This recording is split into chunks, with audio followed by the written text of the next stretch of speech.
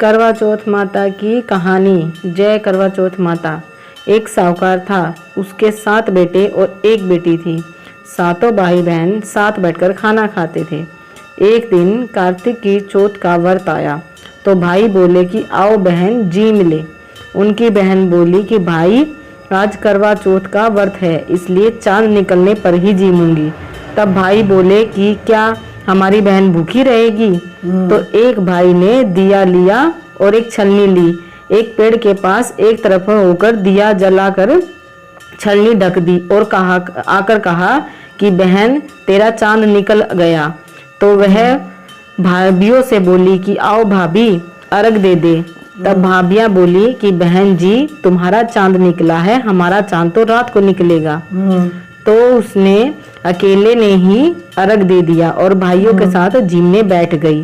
पहली गरसी में बाल आया, दूसरी में पत्थर निकला और तीसरी गरसी में बहन को लेने का बुलावा आ गया और बोला कि बहन का पति बहुत बीमार है, जल्दी से भेजो। तब माँ बोली कि साड़ी पहनकर ससुराल चली जा और सोने का टक्का पल्ले में बांध दिया और कहा कि रास्ते में कोई भी मिले उनके पैर छूती जाइयो और उनका आशीर्वाद लेती जाइयो। सब लोग रास्ते में मिले और यही आशीर्वाद देते गए कि ठंडी हो, सब्र करने वाली हो, 7 भाइयों की बहन हो, तेरे भाइयों को सुख दे। परंतु किसी ने भी सुहाग का आशीर्वाद नहीं दिया। ससुराल में पहुंचते ही दरवाजे पर छोटी ननद खड़ी थी तो उसने उसके पैर छुए तो ननद ने कहा सीली सुपुत्री हो, 7 पुत्रों की माँ हो, तेरे भाइयों को सुख मिले। तो यह सब बात सुनकर जो सोने का टका माँ ने दिया था वह खोलकर दे दिया। अंदर गई तो सासू ने कहा कि ऊपर मुंडेरे है, वहां जाकर बैठ जा। जब वह वहां जाकर ऊपर गई तो देखा कि उसका पति मरा पड़ा है। तो वह रोने चिल्लाने लगी। उसकी सासू दासियों से कहती है कि वह ऊपर पड़ी है, उसको बची खुची रोटियां दे आओ। इस प्रकार मंगसीर की चौथ आई और बोली कि करवे ले लो, भाइयों की प्यारी करवे ले लो, दिन में चांद उगना करवे ले लो, ज्यादा भूख वाली करवे ले लो। तब वह चौथ माता को देखकर बोली कि मेरे उजड़ा है तो तू ही सुधारेगी, मेरे को सुहाग देना पड़ेगा। तब चौथ माता ने आकर कहा कि पोष माता आएगी, वह मेरे से बड़ी है, वही तेरे को सुहाग देगी।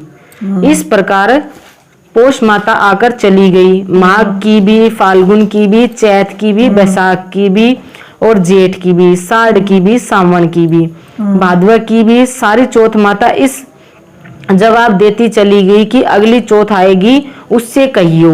बाद में अश्विन की चौथ आई और कहा कि तेरे ऊपर कार्तिक की चौथ नाराज है, वही तेरा सुहाग देवेगी, तब उसके पैर पकड़कर बैठ जाइयो।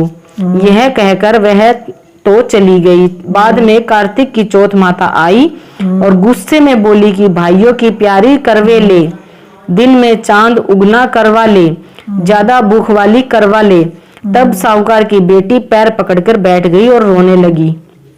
हाथ जोड़कर बोली कि हे चौथ माता, मेरा सुहाग तेरे हाथ में है, तेरे को देना पड़ेगा। चौथ माता बोली कि छोड़ पापनी हत्यारन, मेरे पैर क्यों पकड़कर बैठी है? तब वह बोली कि मेरे से तो बिगड़ी थी, तू ही सुधारेगी, मेरे को सुहाग देना पड़ेगा। तो चौथ माता खुश हो गई और आंख में काजल निकाला, नाखून से मेहंदी, मांग से सिंदूर और चितली उंगली का छींटा दे दिया। उसका पति उठकर बैठ गया और बोला कि बहुत सोया। तो वह बोली कि कहाय का सोया, मेरे को तो 12 महीने हो गए, मेरे को तो कार्तिक की चौथ माता ने सुहाग दिया है। तो वह बोला कि चौथ माता का उज्जमन करेंगे। तो उन्होंने चौथ माता की कहानी सुनी, खूब सारा चूरमा बनाया। दोनों आदमी औरत झीमकर चौपड़ खेलने लगे। नीचे से सासू जी ने रोटी भेजी तो दासी ने आकर कहा कि वह तो चौपड़ खेल रही है। सास देखकर खुश हो गई और देखकर बोली कि क्या बात हुई? मेरे चौथ माता टूटी है, और यह कहकर सासू जी के पैर छूने लगी और सारी नगरी में ढिंढोरा पिटवा दिया। सबको चौथ माता का व्रत करना चाहिए। 13 चौथ करना, नहीं तो 4 करना, नहीं तो चौथ माता सब कोई करना। हे चौथ माता, जैसा सुहाग साहूकार की बेटी को दिया वैसा सबको देना, मेरे को भी और कहते सुनते सब परिवार को सुहाग देना। जय चौथ माता।